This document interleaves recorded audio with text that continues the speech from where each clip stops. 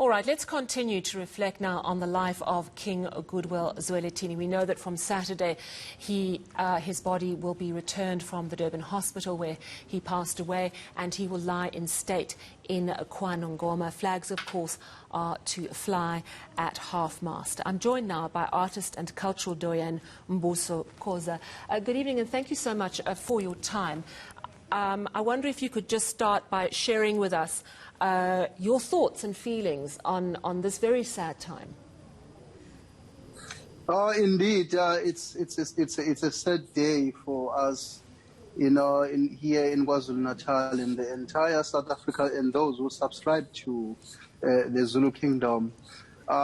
We are hoping that this will be used as a reminder to our people of their identity and its importance, because the kings, in fact, their role is to remind people of who they are. This is why we have different ceremonies that seeks to safeguard our heritage and history. All right.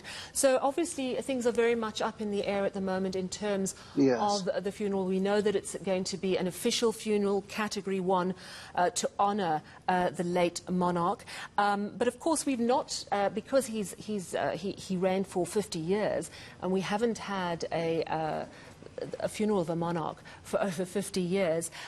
What do we know? Because if you look back at some of the traditions, there were some interesting cultural traditions around not being buried alone.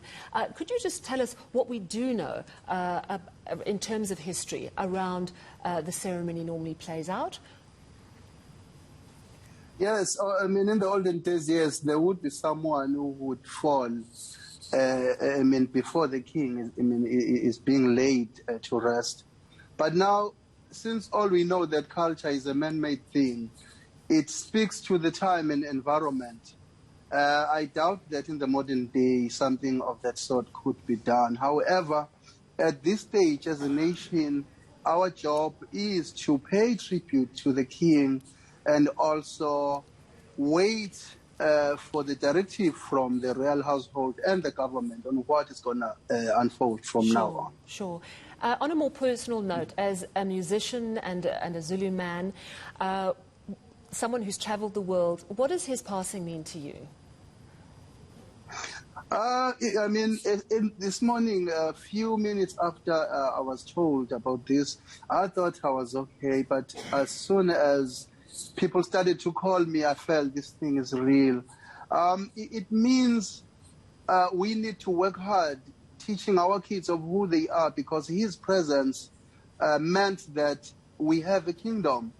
But now, at this stage, we are carrying this kingdom in our hearts and waiting for what's going to happen next. But it means to us we need to work hard on the knowledge for self, because kingdoms or traditional leadership is about the safeguarding of our nature, our culture, our heritage, and who we are and where we come from, and with a view to the future.